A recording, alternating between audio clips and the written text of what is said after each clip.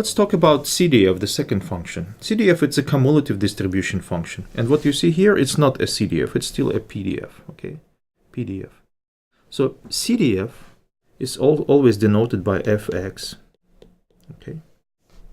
For any value x, it gives you a probability to find a value equal or below given. So let me use like x, let me use x0 here. For any value x0, it's a probability to find a value equal or below given, like this. Now if you think about PDF function, so this is PDF function, okay? PDF function. This is a particular value b. What's the probability to find a values equal or below b? We know that all values equal or below b are on the left part of the this x-axis, right? And we know that the probability in PDF it's an area. So area on the left part on the left side to the b, so this area will be the probability we are looking for. Okay. So that's how we can write it down. So the probability to find a value equal or below given, it's an integral between minus infinity, so we go far to the left, to the b from the PDF function. This makes calculation of probabilities a bit complicated because now we have to use integrals every time we want to get a probability. To avoid that, we can use the CDF. So this is a CDF function, and it gives us the probability as a value of this function, okay?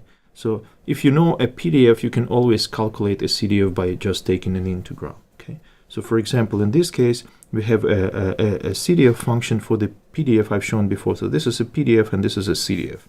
So let's take, for example, 2. So we have 2, and that's the probability to find a value equal or below 2 in our case. So it's about 0.7. So CDF is very useful if you want to find some probabilities, okay? Let's say you want to find a probability that a value is in between. Okay, so for example, what's the probability to get a value between 2 and 4? Okay, so we can find a probability to get a value equal or below 2. Then we can do the same for 4. So this is the probability to get a value equal or below 2, and this is the probability to get a value equal or below 4. So the difference between the probabilities will be what we are looking for. Okay, so we can write it down like P A between A and B is actually f of B minus f of A. Okay, and now I can show you this intuition in using a PDF function. So if we have a PDF function, okay, looks like this, for example. So we have A here and we have B here.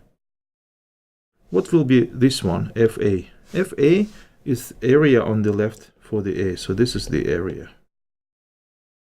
Okay.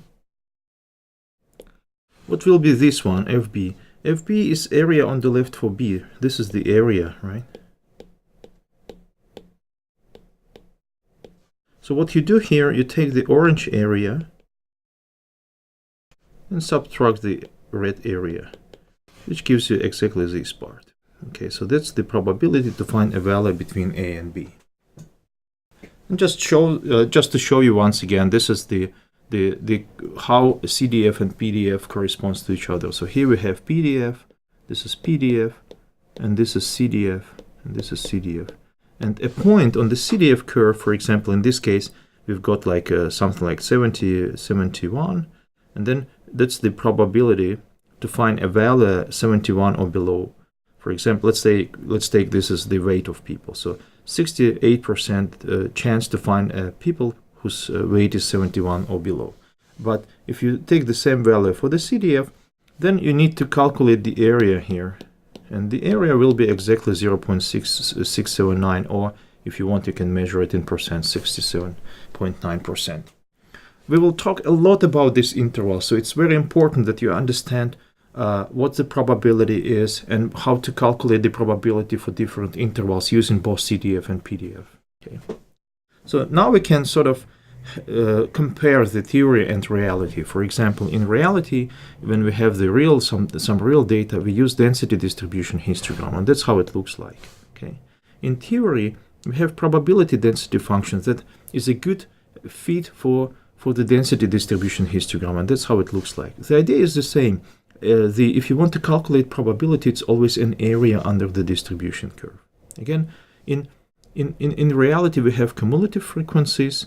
In theory, we have cumulative distribution functions. So that's the cumulative frequencies, and that's the cumulative distribution functions. They again look pretty similar, but in this case, you have like line segments.